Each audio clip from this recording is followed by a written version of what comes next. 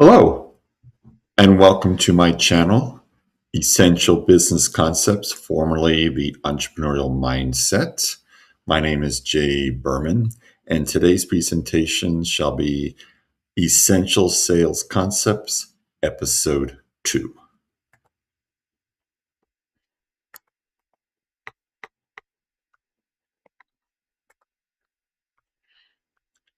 The concepts in this video come from my book, The Manual of Essential Business Concepts, which is available on Amazon.com, either as a hardcover, paperback, or Kindle version.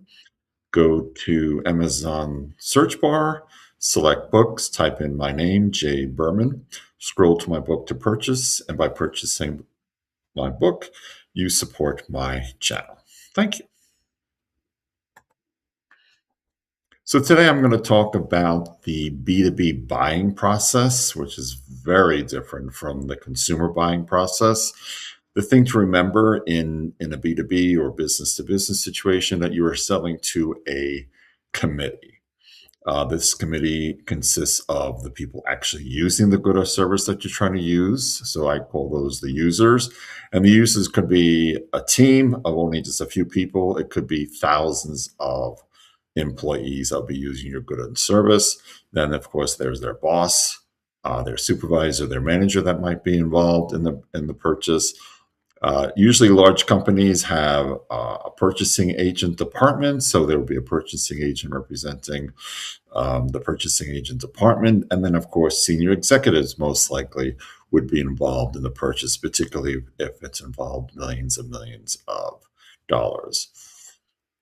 Now, the buying process always starts with some sort of problem recognition. So every company, whether it's a small business or a large corporation, they should have goals or forecasts for revenues, for expenses, for profits, and rate of return. So, for example, every company, again, either a small company or large company, should have keep track of what revenues are coming in. Those would be the actual revenues that are coming in versus the forecasted revenue. So, an actual revenues might be, let's say, $900,000 for the first 3 months of the year versus what they forecasted to be, let's say, $1 million.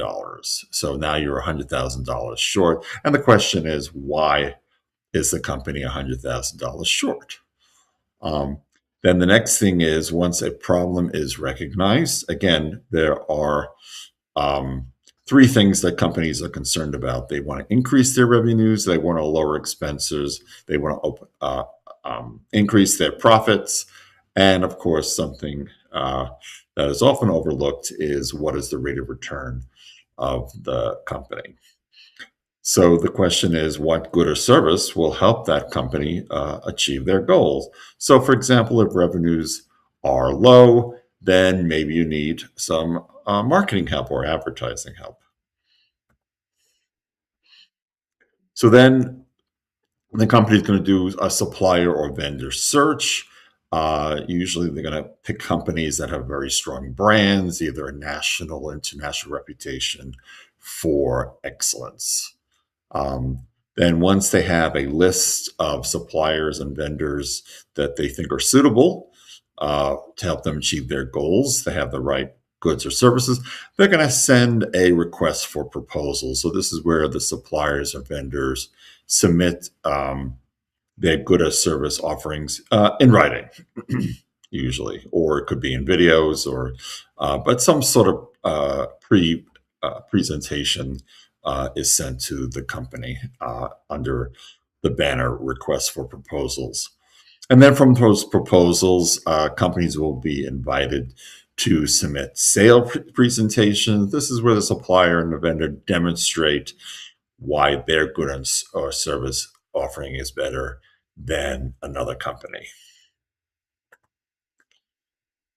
Then the supplier or vendor is selected. So this is where you have a purchasing agreement, and the contract terms will include price, delivery date, implementation, installation timeline.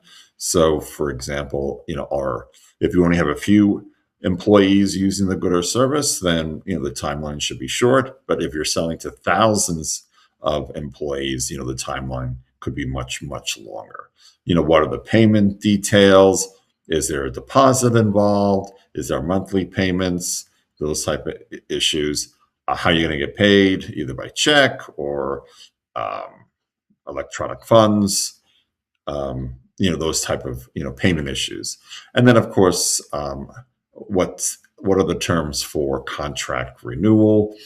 Once the good or service is implemented, there's going to be some sort of evaluation process. So, the performance or effectiveness to achieve goals. And this is where the company decides to keep or perhaps change the supplier or vendor.